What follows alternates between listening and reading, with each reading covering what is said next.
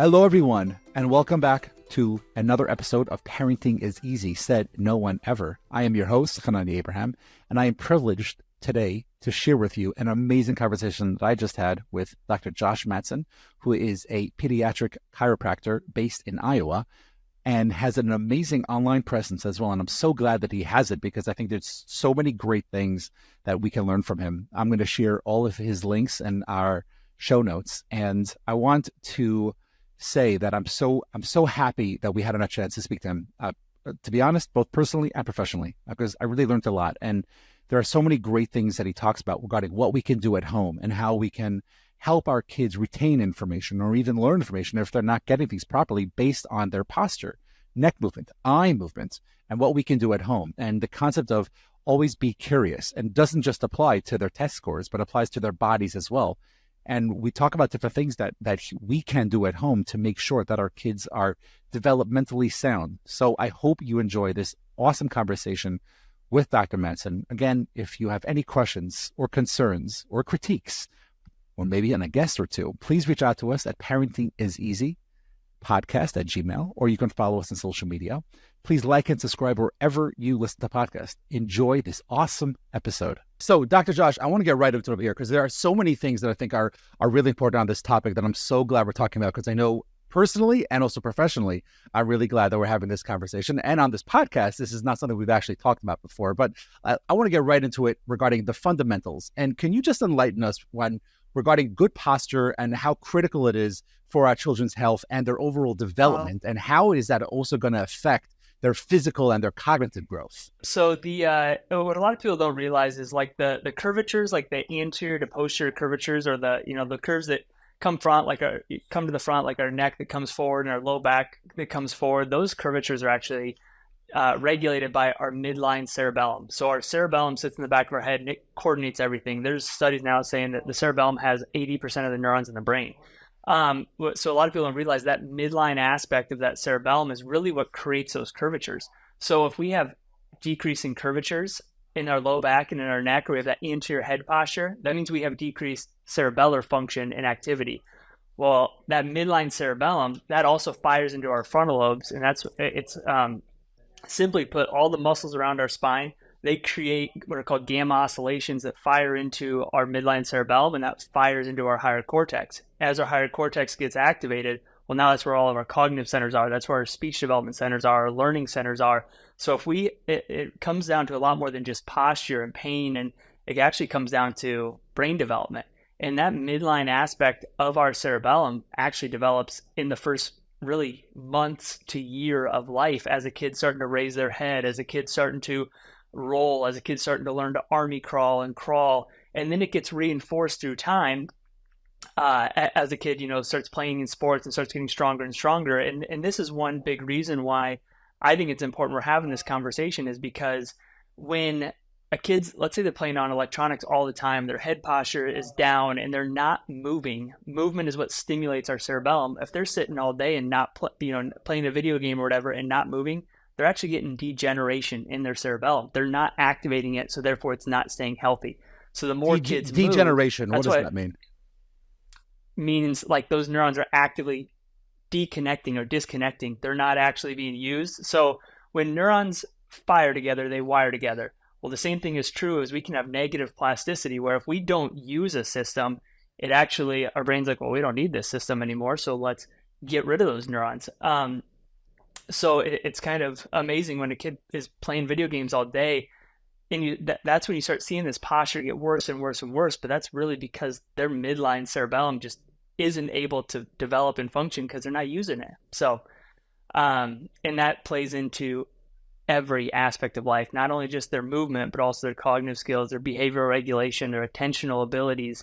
So that's why this topic comes down to a lot more than just good posture and pain. Oh, for sure. So I just want to recap what you're saying and a little more layman's terms over here, Let's do it. as I'm trying to make sure that we're understanding this. So if we're not going to be having proper posture, then we're not going to have proper connection from the brain to the rest of our body and through our spinal cord. And therefore, developmentally and physically, we're not going to be able to be on par with the age development for whatever situation a child may be in, from 1, 2, 3, up to 7, 8, 9, 10 years old. So if they're not going to be using the body properly, then we're not going to be able to grow properly. Is that a fair assessment for what you're saying?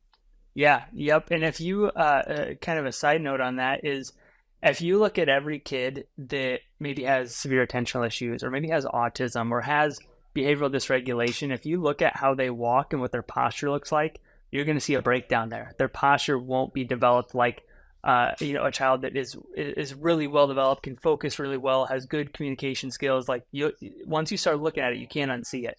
So like, I mean, I can pick a kid out in the park that's going to have behavioral dysregulation simply because of their posture and how they move. They move more awkward. They don't move smoothly. Their posture is dysregulated. Maybe they're on their toes, or maybe they're really slouched. So that posture is a really big key into a window into the brain. Okay, so you got to talk about that more, because I think as parents, we would love to predict the future a lot. And I think when it comes to the way our kids are running in the playground or at home, or how they're going to be getting into bed and stuff, can really, it sounds like what you were saying, can predict what they're going to be like in school. Or maybe there are certain things in school where they're coming back and feeling frustrated about, but we can tell what's happened to them based on their posture. So as a parent, what can what can we look for regarding their posture, regarding their walk, or maybe how they're sitting, maybe how they're eating, that can really help us predict what is going on physically inside of them? Yep. So what you want to look for is, you want to look for, in chiropractic, we learn it as just like a plumb line. So you want to see when they stand up straight from the side, their ear should be in line with their shoulders should be in line with their hips should be in line with basically their ankles. So a straight plumb line, you should have a straight line. Well, if they're really deviated, their head posture is way forward, that means they've lost their curvatures. They've lost their lumbar curve, so their low back curve they've lost their cervical curve, which that means their cerebellum midline cerebellum is not firing appropriately to give them that tone to bring their head back to a neutral posture. And then also you can look at, from the front, you can look at, do they have a head tilt? Do they have a shoulder that's higher, one shoulder that's higher than the other one? Do they have a hip? You feel the top of their hips, the crest of their hips. Do they have a hip that's a lot higher than another one? Well, that tells us those are lateral curvatures in the spine, and that tells us a lot about their balance centers. So when their balance centers are off, maybe one side's weaker than the other side, you'll start getting these lateral curvatures, or our vestibular system is off, which can play a lot into anxiety. It can play a lot into issues with busy places, because their vestibular system can't keep up, so they can have behavioral dysregulation in busy places. That's a side note. I don't want to keep going on that. But so there's a lot you can tell, but that's just a simple assessment. What does their posture look like? And then when it comes to movement, do they look smooth? Do they look coordinated? Do they look athletic? That's really the key. Is if they look athletic, that means we have a good cerebellum. They can perform really complex movements and complex skills. If they can't, they can't balance well, they don't move smoothly. Maybe their stance is wider when they walk or move. That means they don't have good balance centers developed, so they have to have a wider gait to accomplish that. So those all tell you about the cerebellum and how it's functioning. Wow, amazing. And I think I never even thought about it. And I do have one of my kids for sure. I know her hips are a little bit slanted, and it goes in line with the fact that she has been professionally diagnosed with ADHD. And I never thought of that correlation. And it's amazing how there are so many things that the body, as we like to say here on this podcast, as the body keeps the score. And it really says so much regarding what's happening inside. So as a parent is seeing this, and I love the way you're talking about things being aligned, and there's a posture. And I know in meditation and yoga, they talk about having a center for everything. And that's something that could be really important to make sure we have a healthy balance. So what as parents can we do when we're starting to see those things? Obviously, going to professional can be very, very beneficial. And sometimes it's not going to be the situation. So what can we do at home that can really help a child when their posture is not what it's supposed to be? So number one would be look into what are called primitive reflexes. And if you go to like my social media, I have tons of videos on this. But primitive reflexes are reflexes that should develop in the first year of life. And in a lot of cases, they don't develop appropriately.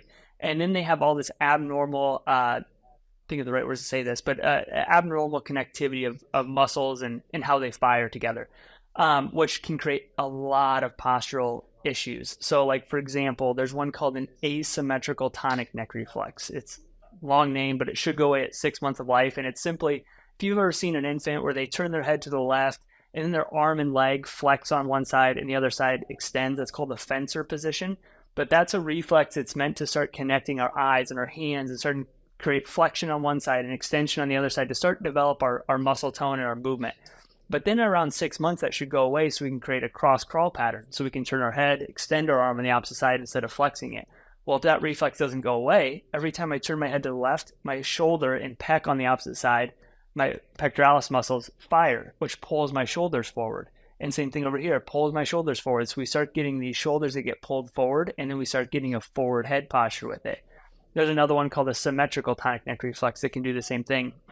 So when I start seeing a lot of postural deviations, those are the first things that I look at. And then if they're there, those you have to get rid of them. You have to rehab those and get rid of them. You can do exercises for it a lot. There's a lot of good little books on exercises for primitive reflexes. Sometimes you can get rid of them at home. Sometimes you have to see a professional. That's kind of, we see people from all around the world to get rid of these reflexes really quickly. But that would be my first thing. So I think for those of you that are not watching this, I just want to point out what Dr. Josh is sort of pointing out to us is as the head is moving, if there are other parts of the shoulders and chest that are moving, that could be a sign that there is something that developmentally and physically is not going well. And I think it's important for us to realize that it's not just, oh, well, they're growing. Well, they're growing, but in a way, probably that tree is not growing the way it's supposed to.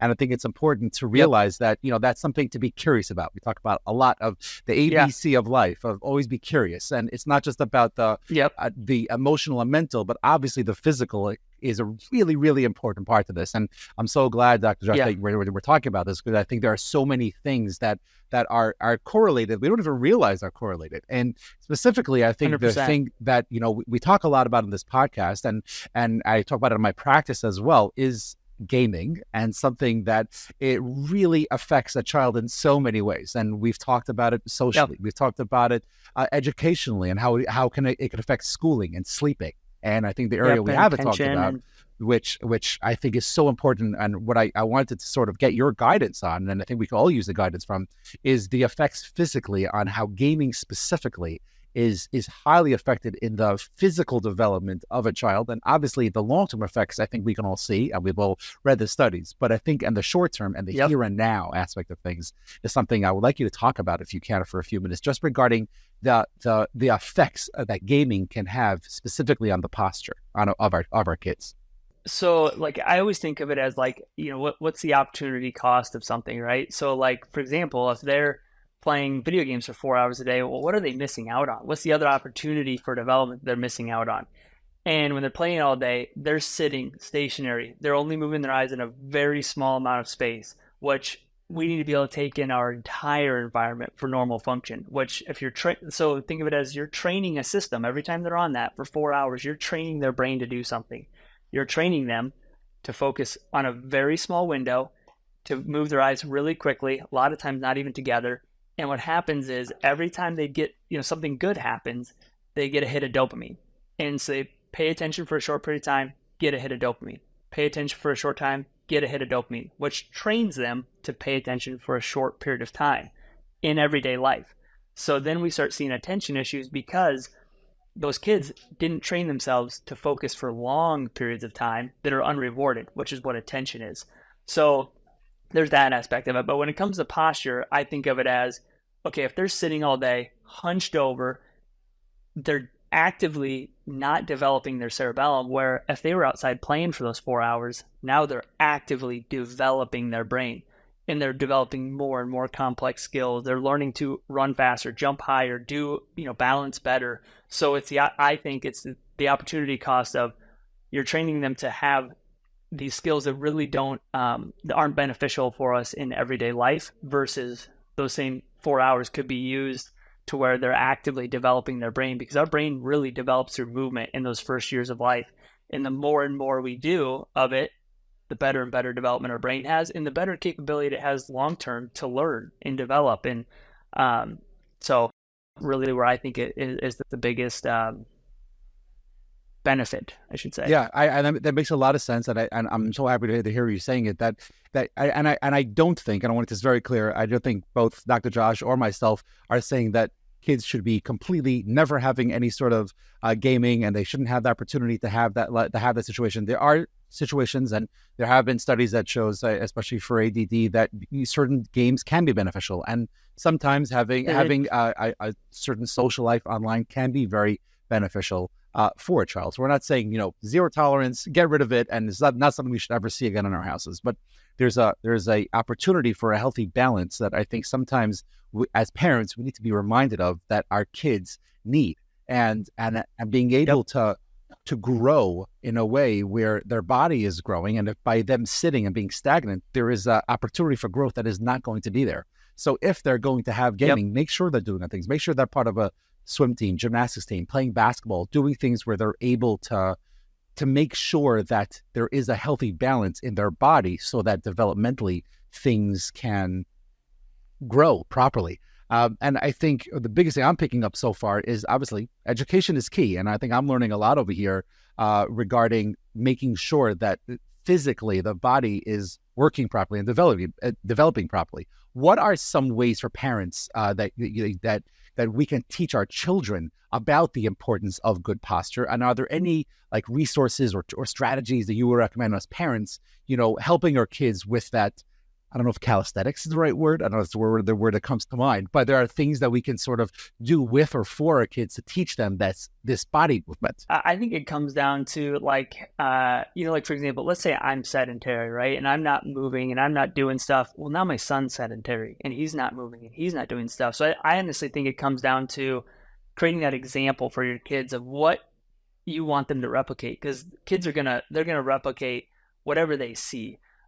So I think it comes down to is, families being healthy together, right? Like the dad or mom has to move with the kid. They have to get out, they have to get playing, or get them in scenarios where they can become active. So I think that is a big thing. Even like me, if I'm lifting or I'm working out, my son, who's 3.5, literally comes over and tries to pick up weights with me, even though he probably shouldn't, but he replicates those things. And if I set that example consistently, the child is gonna see that and they're gonna replicate that. So it's really hard for you to say, oh yeah, you should go out and play, and then the parent not or be sedentary. So that would be a big thing, is like, the more the parent becomes active, the more the kid will become active. And I think it's just creating a healthy environment in the home that is the most important thing, is at least what I would say is the most important thing, because there's not only that aspect of them all moving together. Well, there's also a social aspect. They get to talk with them. They get to play with them. They get to, have those types of scenarios as well. So, unplug the internet, and at night you say, hey, we're going to play for 2 hours before you go to bed, and stay away from, the videos and movies and TV shows and stuff like that, and build true connection, and you can incorporate movement into that. I love that. And I think it's creating that balance and doing whatever works. Yep. Obviously there are studies that talk about making sure to be at least a half hour before bedtime, getting rid of screen time.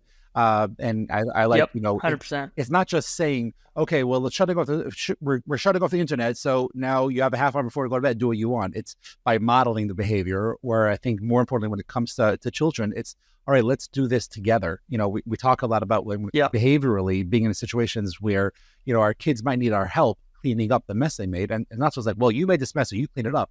Well, okay, you made this mess, I'm going to help you clean it up because that's your responsibility, but I'm here to help you. And I think when it comes to screen time, it works the same way. It's about, okay, we're shutting it off. You know what? Mommy and daddy are also shutting it off. And therefore, let's do something together. Yeah. And I think that's really, really important. So one of the things that I would like some more, I guess, clarity on is when we talk about this concept of calisthenics or maybe ergonomics. These are words that, I'm familiar with just because of, I know the body movement and chiropractic work. Yep. I'm curious if you could talk about like what they are and how we can maybe implement them if need be in situations, and specifically at home. So what I tell parents is, especially if they're like playing video games a lot or, doing different things like that, well, there's a lot of things you can add to that to make it better for them. Number one, you want them either sitting in an upright posture, TV up, so their head is up and their eyes are up. Just like on a computer, you want to be sitting up straight. You want to have a good curve in your low back, good curve in your neck, eyes up, arms at, 90 degrees.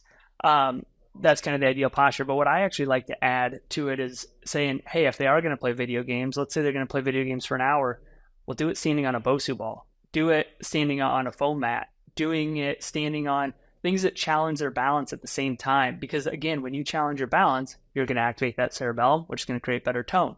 This is a big way that we actually rehab curvatures in the spine or lack of development of their core. Is we use a lot of balance activities to stimulate those areas of the brain.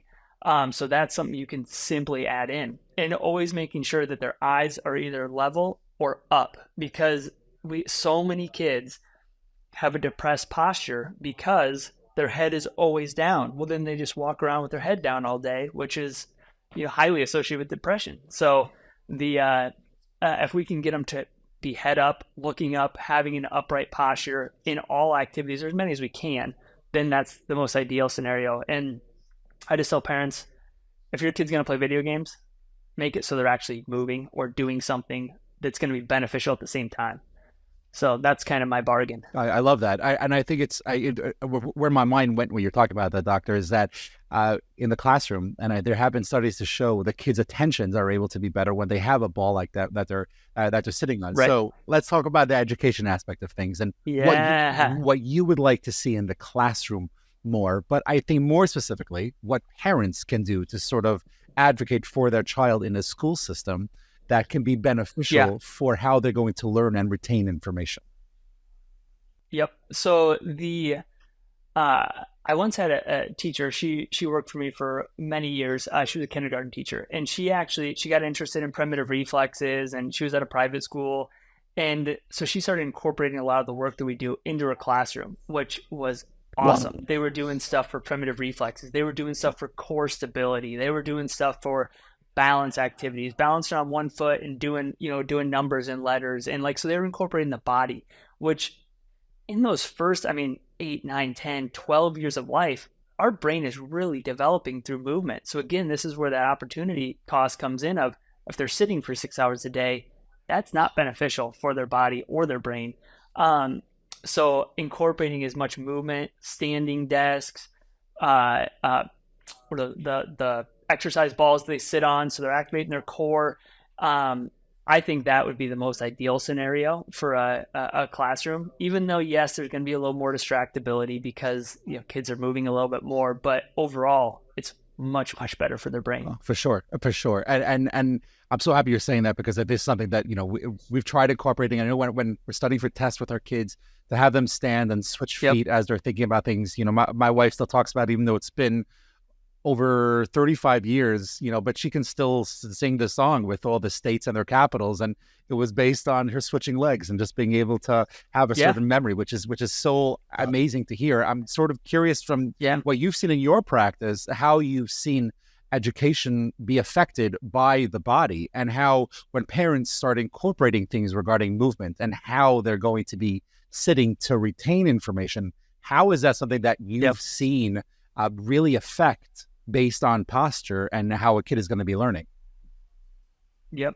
A side note on that is, if you talk to kindergarten teachers that have been in school for a really long time, what they used to do, almost like standardized physical assessments to see if the kid's basically body was ready to learn.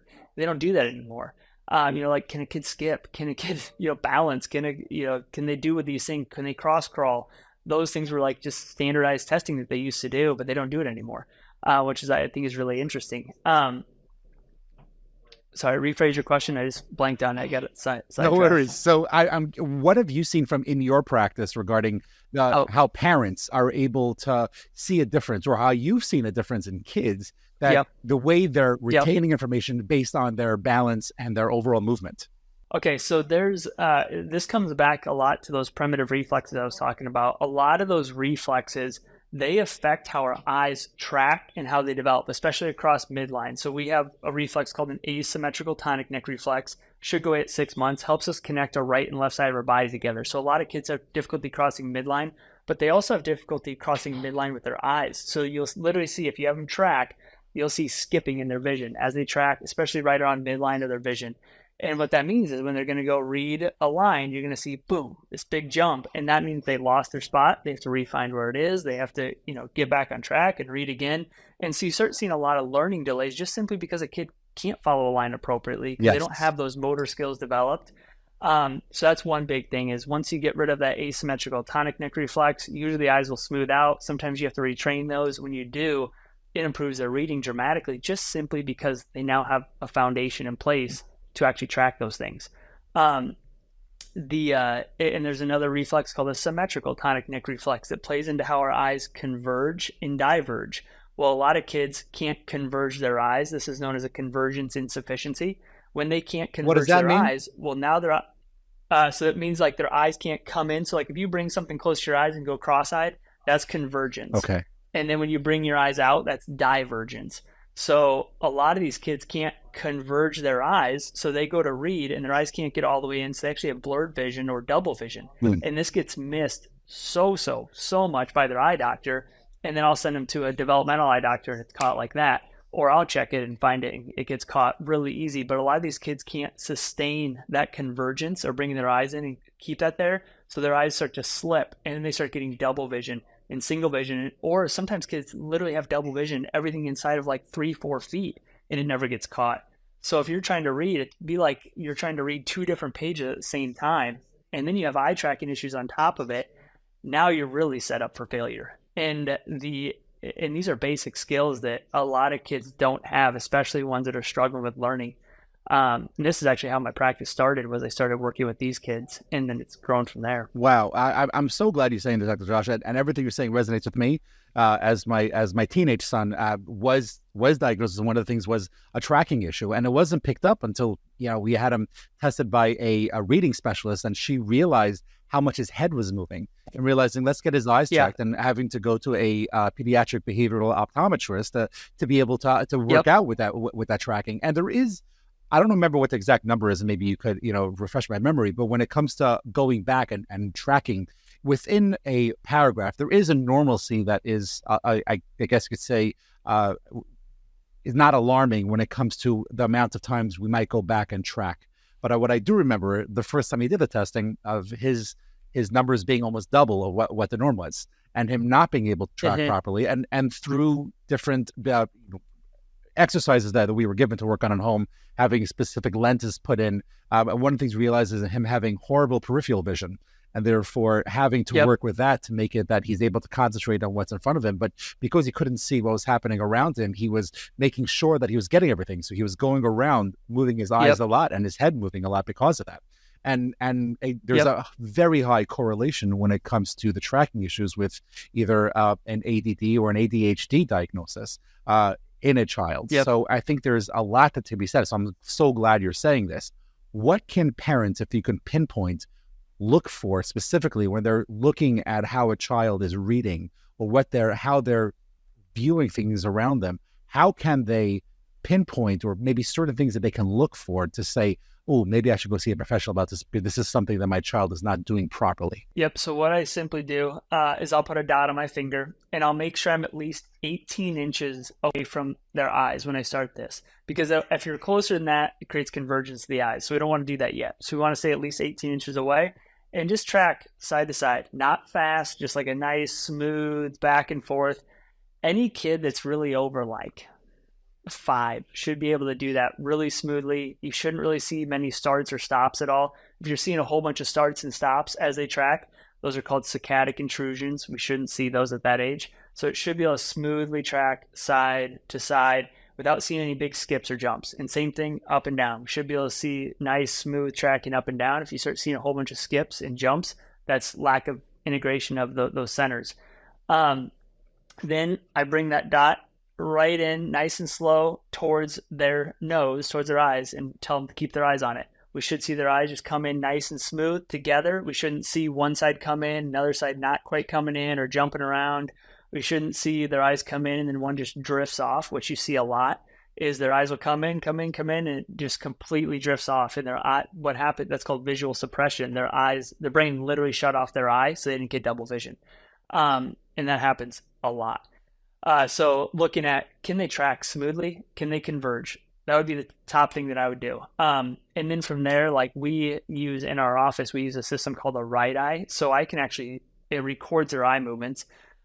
So I can have them do a bunch of different eye movements and record it and standardize it for their age. But then I can also have them read a passage, and it tracks how their eyes move on the page. And so we can physically see, can they track appropriately, or is their eyes everywhere? But just starting by, can they do that? Track easily. And then what you were talking about, central peripheral integration of the eyes. So you can just have them look at a point on the wall ahead of them, and then you can bring in a pen on one side and go and just tell them, or have them tell you when they see it. They should be able to, if they have good peripheral vision, they should see, way out. They should be able to see, pretty peripherally. But if they're getting all the way closer to the front before they start to see it, they have central peripheral integration issues. Yeah, that's amazing. Thank you so much for saying that. And I guess a little bit of a personal question that I have over here based on this. I'm curious, is there any truth, maybe you could talk about, if a child is going to be looking cross-eyed too long, their eyes getting stuck in that position. Can you talk about that a little bit and where that even comes from in the first place? I have no clue where it comes from. I've never seen a kid's eyes get stuck. So, yeah. Okay. I don't think there's much truth to that at all. So right, yeah. I just hear kids talk about it all the time. I'm like, I don't know if that's true, but I think hearing it from a professional, hopefully, we can pass along that message. Completely normal to be able to converge your eyes all the way and see 1 into about 3 inches in front of your face or in front of your nose. So that's amazing. Yeah, I don't think I'm happy to hear that. So as you're talking about these different eye movements and stuff, I think something that I is a little more common nowadays is a child using VR, whether to play video games and converse with friends. Is that something that it could be beneficial, or is it maybe more harmful? And what type of maybe questions or precautions parents should have with a child using a VR system? Oh, that's a big question. To be honest, I don't know. I don't know the answer to that. I don't know if many people know the long-term effects of that yet, but I can't imagine that that's going to be awesome for the brain. Like, our brain's developed in a certain way for thousands and thousands of years, and our brain can adapt to a lot of stuff, which is fantastic and amazing, but that's a big adaptation. That's a completely different world that they're trying to adapt to. But then when they come out of that, so just think of, if I create efficiency in this other world, I create a really good brain for this other world. Is that going to translate into our everyday world? And I don't know the answer to that. It may be awesome. Maybe it's horrible. I don't know. And I think time will tell as that becomes more and more used, but I can't imagine that it's awesome. Yeah, if you've ever played a VR game, which I have once, and I'll never do it again, because it was I got dizzy. I got disorientated. Things were moving so fast, like in this video game thing. Like it wasn't anything consistent with what I would experience in my everyday life. And maybe that's a good thing. Your brain can really adapt to a lot of stuff. Maybe if I played that all the time, I'd become much more efficient in everyday life, or maybe do the opposite effect. I don't know. Okay, so let me ask you, you have a 10-year-old son and he wants to play a video game on a friend's VR. Fuck, I'm giving an example, right? Let's say you have a 10-year-old and yeah, they want to play a VR. As a professional with, I think, both the IQ and the acumen and the professionalism that you have in this specific area, what are you curious / cautious about? Oh, man. I definitely wouldn't have one in my own house, if that's what you're asking me. Like I wouldn't I won't let them play video games like that in my own house. If they play it somewhere else, I would see what happens after it. Do they have the same behavioral regulation? Do they have the same balance? Do they have the same coordination? Do they have the same because what you hear a lot of times is, oh yeah, after they play video games, they can't regulate at all. They can't, they just can't adapt. So those would be the things that I'd worry about. I'd wonder about is, if my son went and played this, did it change his personality? Did it change relation ability? Did it change his attentional ability? Because again, if you're doing that all the time, you're training your brain to do something. And is that beneficial for the world that they live in? That's the biggest thing that I would take out of it. And if it's not beneficial, then I would say, hey, we're probably not going to do that very often. because I don't want to create plasticity in the brain for something that isn't going to be beneficial in everyday real life. Wow. Okay. That's such a profound statement. And I what's coming to mind for me is similar to the people that have started many of the social medias out there on how they restrict their kids' cell phone use or social media use. Hearing from a professional like yourself saying, well, I'm not going to have this in my house, resonates. And I think it's something that, I still work on as someone that works with a lot of teenagers, not wanting my kids, my two teenagers, to have any social media. And because I can see both the pros and the cons, but unfortunately, I think a lot of the cons come to my office. So just being conscious of that and wanting that, and I think hearing from you, it really resonates. And I'm so glad you said that. And for the record, everyone, he was not paid to say that whatsoever here on this podcast. But at the same time, just for us to realize that we're not here saying that it's bad or education or it cannot be learned through online and through VRs, and be very, very on top of our kids and making sure that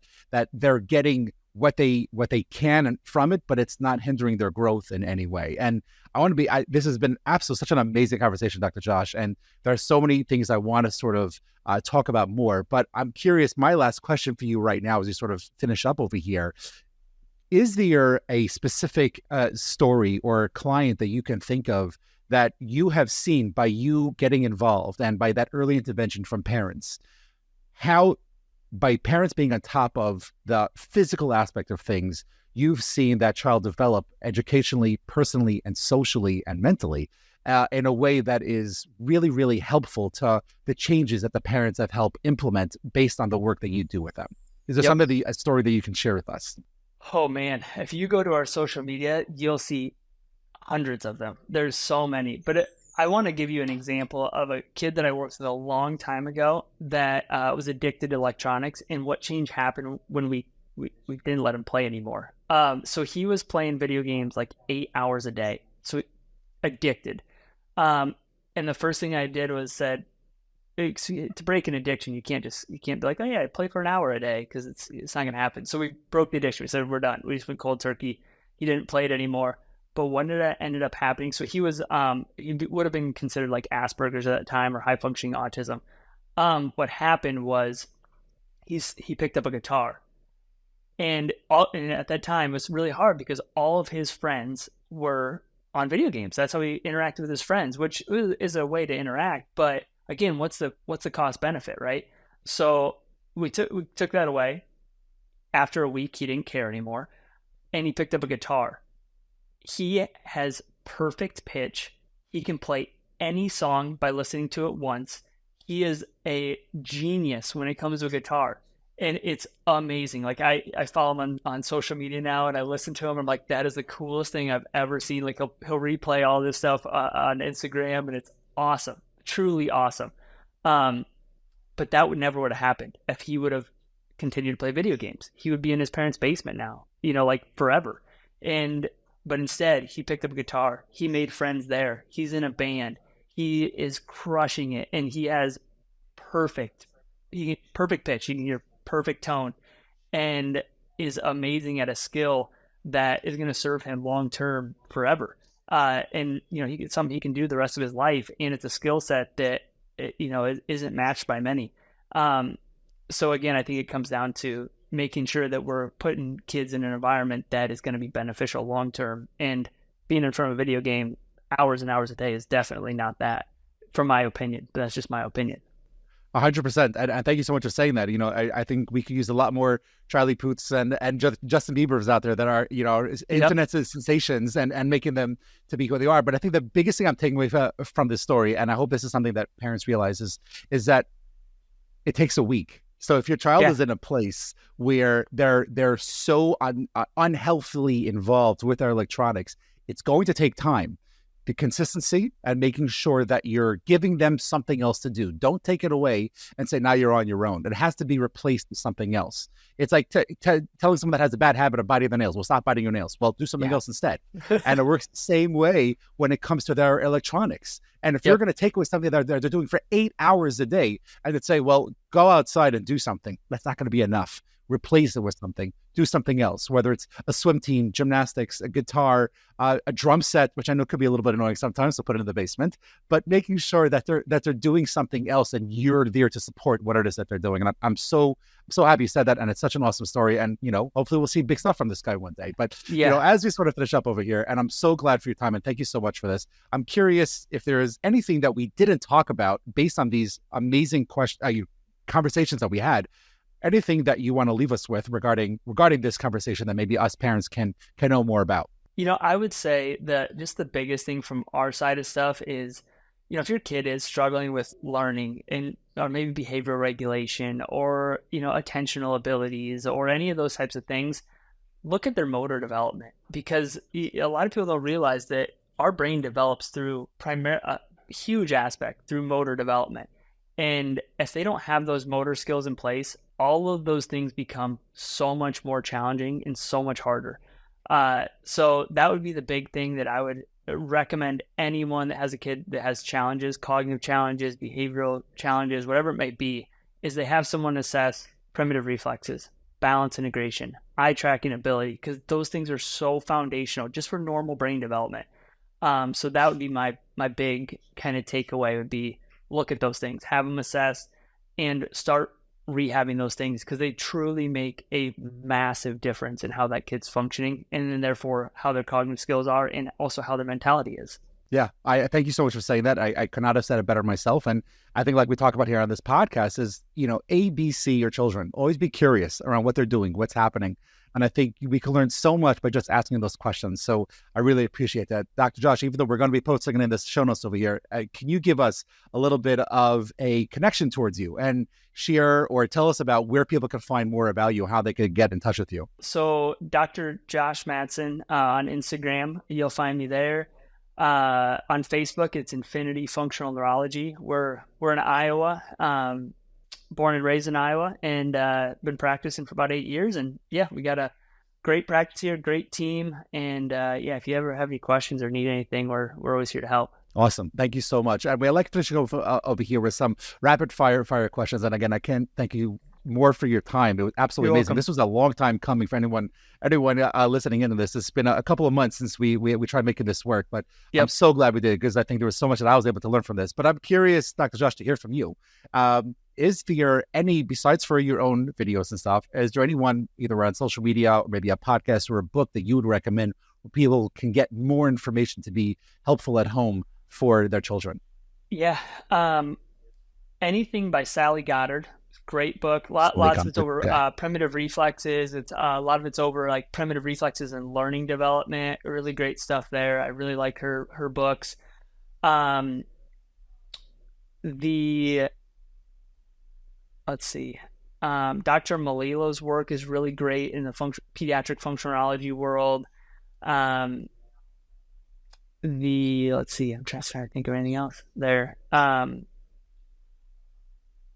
Those are some really good resources, especially Sally Goddard stuff. Dr. Malilo has a lot of great books too that he's written. I'll be coming out with a book here in the next month over just primitive reflexes and development, just working on finishing up the rest of that, and it's almost done and ready to go on Amazon. So that'll be another great resource. Amazing. If your child has autism, Dr. Kyle Daigle, he wrote a book on autism that's really good, really informative, just gives you a lot of things to look at that you probably haven't heard or looked into. So those would be some good resources there. That's awesome. Okay, thank you so much for that. And I'm curious, you mentioned having a 3-year-old child. If you can think of any babysitter from history, not a family member, and that's not alive today, that you would be comfortable to watch your child, who would that be and why? Okay, so not a family member, and say it again. Someone that's not alive. Not alive. Ooh, that's a hard one.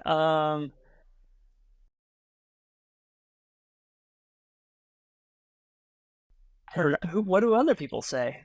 I don't even know. Well, I don't like giving too much of a hint over here, but I think a lot of people like picking someone like Mr. Rogers, as or like some puppeteer, or let's say even someone like Gandhi. I've heard we heard a lot of Mother Teresa type thing, but yeah, I'm curious. What would yours be? it would probably be an Orthodox saint like Saint Nectarios Okay. or Saint Paisios, who our son is named after. And yeah, so those would be Okay. my All right. go-tos. As someone that you guys feel comfortable to be watching your child. So I'm curious. Yes. My last question for you: if you could think of an everyday mundane superpower that you would like to have as a dad that'll Ooh, help out with parenting, what would that be? unlimited energy. We always say there's a lot of joyful exhaustion going on, but a little more energy would go a long Oh, ways. So, for sure. For sure. yep. That is a great one. Thank you so much. Well, Dr. Josh, this has been absolutely amazing. Thank you so much for your time today. Well, I appreciate it. Thanks for having me.